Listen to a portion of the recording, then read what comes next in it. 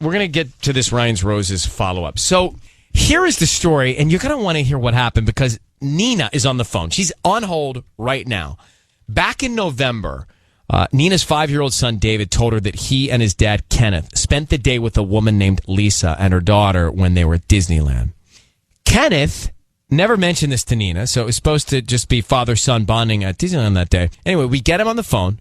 We offer him the roses, and he wanted to send the roses with this card, "For Mommy, love, David." So we wanted to know who Lisa was. It turns out he knows her from college. Listen to some of the sound here. I mean, she's just some college friend. Like, that's it. Like, So you ran into a college friend at Disneyland who has a child at the same time you were there and you spent the day and you didn't tell your wife? Exactly. How would she even know that you were there, Kenneth?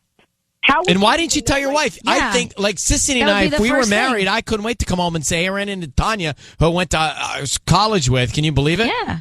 it didn't seem like that big of a deal. I'd have to say Tanya and the doctor, obviously, but that was from November, okay? So we left it not knowing what was going to happen. Nina is on the phone, and I'm curious to know, Nina, what's happened? It's been 7 months. What's happened since we spoke? Well, after I got off the phone with you guys, I went to my computer and started going through his emails and messages, and I found everything. Flirty notes, pictures that he was writing to her and everything. So it wasn't just a one-time thing, you know. It was like they meant to meet up. And so that day, I picked up my kids from school. I went to my mom's house, and I sent a friend to get the rest of all of our stuff. I have not been back to that house since at all. So he organized this whole thing behind your back to be at the park with Lisa and the kids were together So too? bad. That's crazy. Yes. And I just feel like that woman destroyed our marriage. Like, she has never apologized to me. I have never heard from her.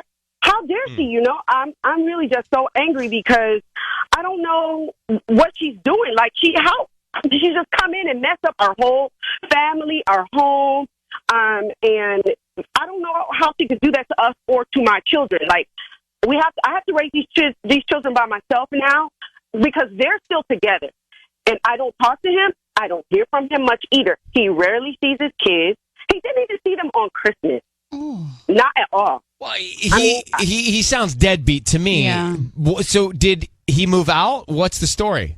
Well, I don't know what he's doing there at that house because I'm at my mom and I never went back. So I don't talk to him. I don't mess with him. He rarely sees his kids, though, there at my mom's house. So I'm not there. Do you know how long it was going on with him and this other woman? You know, it must have been going on for a long time because the email thread went back and back and back. She's like, hey, what are you doing? They decided on the date to meet up at Disneyland. It was crazy. I was like, this is crazy. Like, so you meant to be with her all this time. And she is just such a bimbo to me. Like, how could you do that knowing that this man was married? I don't like her at all. I think she's a terrible person. She knew he had kids. She knew what we were together. She knew what we were about. Like, I want to call her, like, really, I don't want to say it, but she's awful. She's the B word. I think there's blame for both of them here, Yeah, of course. right? I mean, yes, she got in there and wrecked this, but he accepted the invitation or he invited her in. Nina, are you okay? I'm much stronger than when I spoke to you last because I realized, yes, it's both their fault. And if he's going to be with her, then he doesn't deserve to be with me. I'm going to move on with my kids, and we're going to be better without him. Good. Well, I'm glad that you got closure. You got clarity. Thank you for coming on. God bless you and your kids. Thanks for listening to us.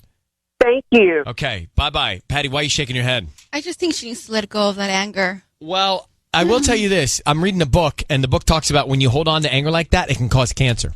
Yeah. Oh, wow. Like, it can actually cause cancers in your body. You hold on to stuff like that after a while. But I think it takes time for people. It does. This is fresh, man. These are fresh wounds. She's angry, but I would be that angry with him, too. Not just her, with him, too. Sounds like she's equally mad at both.